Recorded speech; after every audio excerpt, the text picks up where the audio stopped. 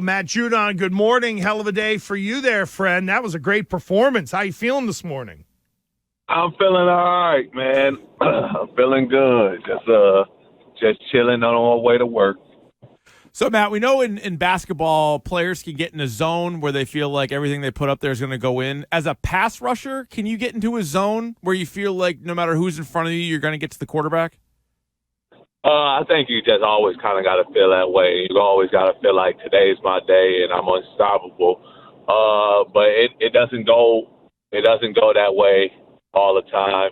And quite frankly, I got 2 sacks and I got a couple pressures, but they had more dropbacks than that. So you just gotta continue rushing.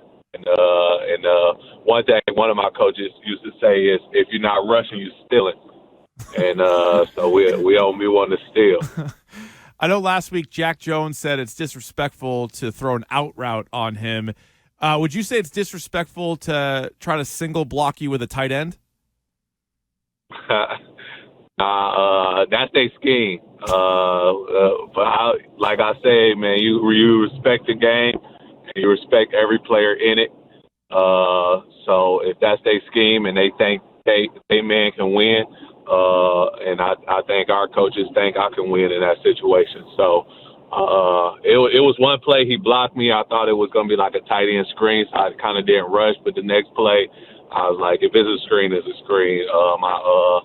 My dog's gonna have my back, and they did a heck of a job. AP, Doug, Pep, they did a heck of a job on a guy like that. And he was kind of running wild on defenses, and we held him in check. So they had my back, and I had theirs. Matt, you've been great at getting pressure on the quarterback this year, and I know there was the one where Goff kind of like ducked under you a little bit as well, but clearly you disrupted him. If we could football nerd out for a moment, can you kind of walk us through the art of the pass rush? When you turn around the corner, kind of what are you thinking? Is it always go for the ball? Is it get the guy down? Are you sort of what kind of goes through the the pass rush moves, I guess, for you? Once you beat somebody and then you're near the quarterback, what starts to go through your mind in terms of how you want to attack that spot? Okay, well, as going to football nerds, Joe Cullen was a good defensive line coach. He was my first defensive line coach in the NFL. He said it's the start, so your stance, looking at, seeing everything. Then it's the move area, which is what move are you going to beat them with? Is it going to be speed, cross chop, foot freeze, right? And then it's the finish. So it's 3 areas of a good rush. And so it's the fundamentals, which is getting a good start, a good jump off the ball. Then it's the move area. You got to be tight and precise and whatever you're going to do. And you kind of got to know ahead what you're going to do, but you also got to take what the offensive lineman giving you. So if he's giving you the overset or if he's giving you his body or whatever it is, you got to take what he's giving you. And then you got to get to the quarterback, So it's a lot of times, and it's happened to me in this season, we kind of call them close but no cigars, right? You get to the quarterback, your approach was good, your move area is good, and you just don't get the quarterback down. And that's one of the biggest things that you need to do is get the quarterback down. And so I was just lucky enough to get him twice and blessed. And so, but that's kind of like the nerd area for the rush approach. Love it. Have you had to change how you hit the quarterback over your career? Because now it seems like you can't hit him high, you can't hit him low, and if you're watching plays like yesterday, Tom Brady just gets tackled and they call it roughing the passer. It seems like, all the rules are in favor of the offense and particularly the quarterback. So is that going through your mind at all during those plays? Man, as we all know, we don't throw the flags, and we care when they get thrown. But I ain't never seen a player go up to a ref and was like, nah, that's the wrong call. He like, yeah, let me pick this flag up. So we just got to abide by the rules and however they calling them that day. And that's kind of how you got to do it, man. The refs are all different. They're good refs. It's nothing wrong with them, but they all have a different eye. And so somebody might call something that another crew wouldn't call, or one crew might call an area tighter that another crew might be a little looser. And then some games you'd be like, oh, they letting them play today. And then other games they'd be like, okay, they calling it by the hip. And so we just have to abide by those rules. And usually you'll kind of see it as the game kind of plays itself out. And by the second quarter, you'll know how they're going to call it. And so with that, you kind of gotta play how it's being played, man. It's tough. It's tough because you don't know going into it.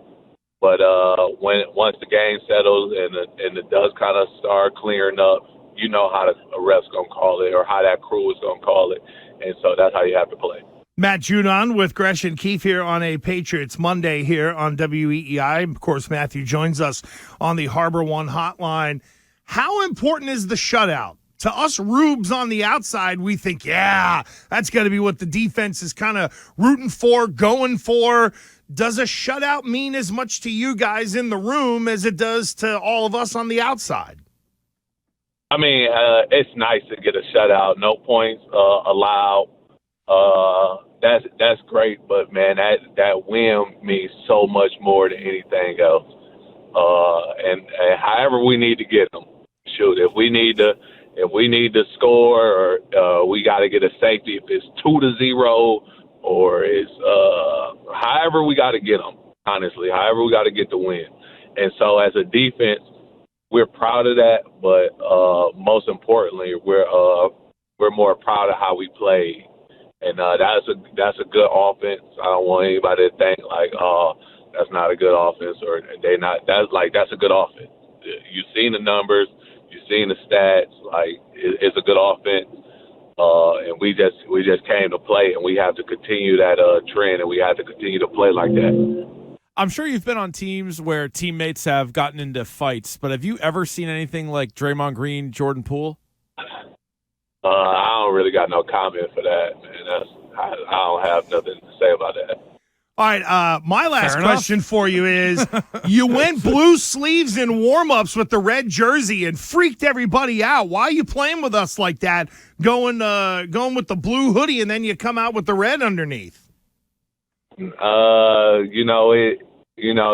question was asked and answered. My girl had got it, and she got the story, but I'm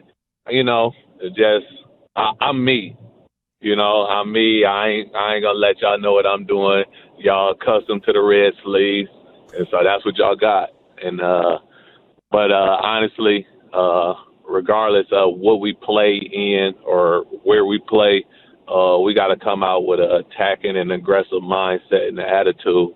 And I think that's the most important thing that we did yesterday, besides the blue or red sleeve. I'm just going to try to think of who you played with knocked somebody else out. That's what I'm going to, the rest of the day, I'm going to be looking at Ravens rosters, Patriots rosters. Now we're going to be trying to figure it out. Yeah. Matthew Judon with us on the Harbor One hotline. Matthew, thanks, man. We appreciate it, and we'll catch you next week. Keep rolling. Yeah, thank you, guys.